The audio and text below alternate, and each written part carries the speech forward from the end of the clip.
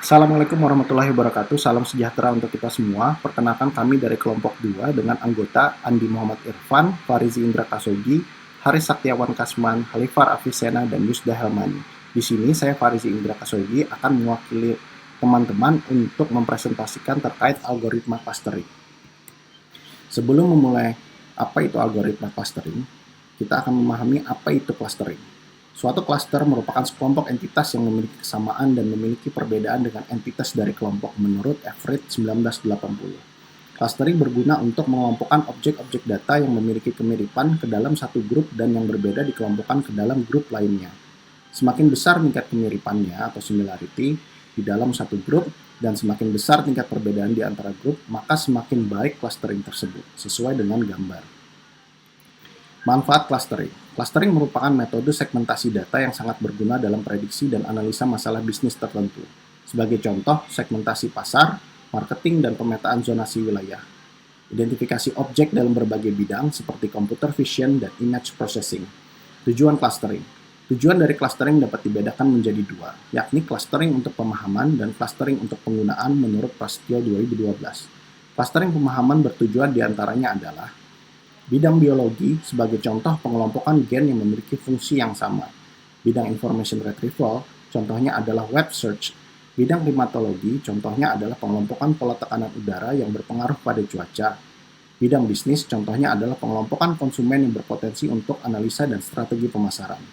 Clustering untuk penggunaan bertujuan diantaranya adalah bidang summarization, sebagai contoh dengan semakin besarnya jumlah data maka ongkos melakukan peringkasan semakin mahal. Maka perlu diterapkan clustering data untuk membuat prototipe yang dapat mewakili keseluruhan data yang akan digunakan. Konsep clustering. Hasil dari sebuah clustering dapat dinyatakan baik apabila menghasilkan tingkat kesamaan yang tinggi di dalam satu grup dan tingkat kesamaan yang rendah antar grup. Kesamaan antar dua objek diukur secara numerik. Nilai kesamaan antara dua objek akan semakin tinggi jika kedua objek yang dibandingkan memiliki kemiripan yang tinggi, begitupun juga sebaliknya. Dalam clustering terdapat 4 tipe data. Keempat tipe data tersebut adalah 1. Variabel berskala interval, 2. Variabel biner, 3. Variabel nominal, ordinal, dan rasio, dan 4. Variabel dengan tipe lainnya. Metode yang digunakan untuk mengukur nilai kesamaan antar objek yang dibandingkan salah satunya menggunakan weighted Euclidean distance. Euclidean distance menghitung jarak dua buah poin dengan mengetahui nilai dari masing-masing atribut pada kedua poin tersebut, di mana rumus yang digunakan untuk menghitungnya adalah sebagai berikut. Dengan keterangan N sama dengan jumlah record data, K sama dengan urutan field data, R sama dengan 2, mu K sama dengan bobot field yang diberikan user. Jarak adalah pendekatan paling umum yang digunakan untuk menentukan kesamaan ataupun ketidaksamaan antara dua vektor yang selanjutnya dinyatakan dengan ranking, di mana apabila nilai ranking yang dihasilkan semakin kecil nilainya, maka semakin tinggi kesamaan antara dua vektor tersebut. Teknik pengukuran jarak dengan metode Euclidean menggunakan rumus sebagai berikut, di mana V1 dan V2 adalah dua vektor yang jaraknya akan dihitung, dan N menyatakan panjang vektor. Syarat clustering. Menurut Han dan Camber 2012, syarat yang harus dipenuhi untuk sebuah algoritma clustering adalah sebagai berikut. 1. Skalabilitas. 2. Kemampuan analisa beragam bentuk data. 3. Menemukan cluster dengan bentuk yang tidak terduga. 4. Kemampuan untuk dapat menangani noise. 5. Sensitivitas terhadap perubahan input. 6. Mampu melakukan clustering untuk data dimensi tinggi. 7. Interpretasi dan kegunaan. Metode clustering. Metode clustering dibedakan menjadi dua, yaitu hierarchical clustering dan partitional clustering. Berikut adalah hierarchical clustering.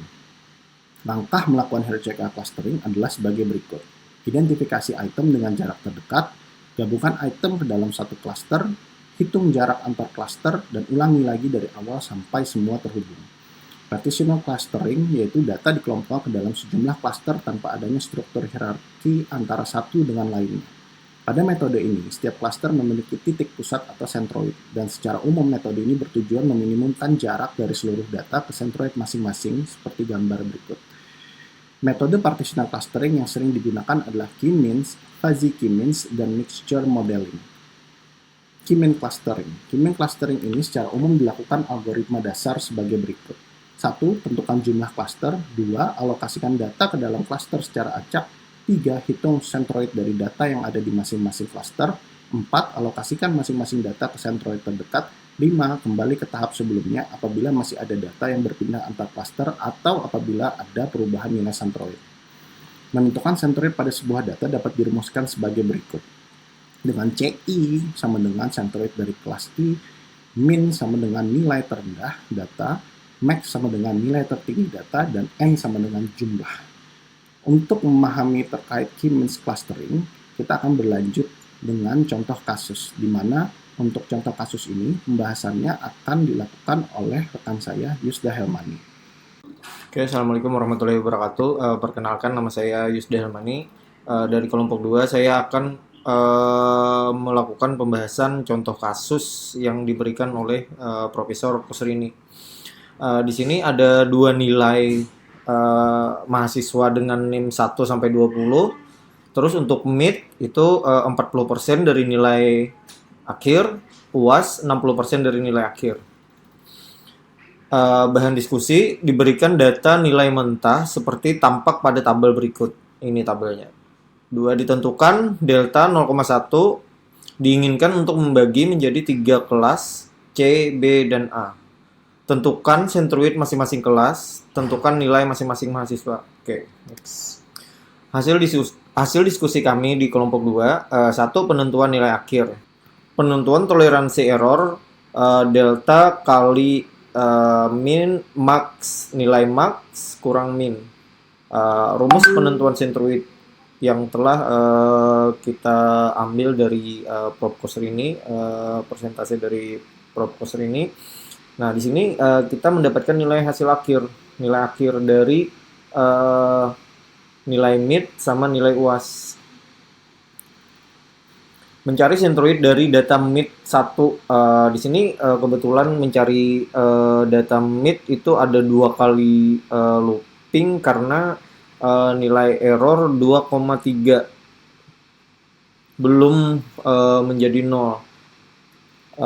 Di sini dapat nilai centroid C, nilai centroid B, nilai centroid A dari nilai mid. Nah, di sini ada kelas, di sini ada kelas dengan rata, ada centroid dikurang mendapatkan selisih antara rata dengan centroid. Ini looping pertama. Untuk looping kedua, ini nilai rata kita dapatkan sesuai dengan centroid, maka nilai looping kedua hasil rata dengan centroid adalah 0. Ini data mid.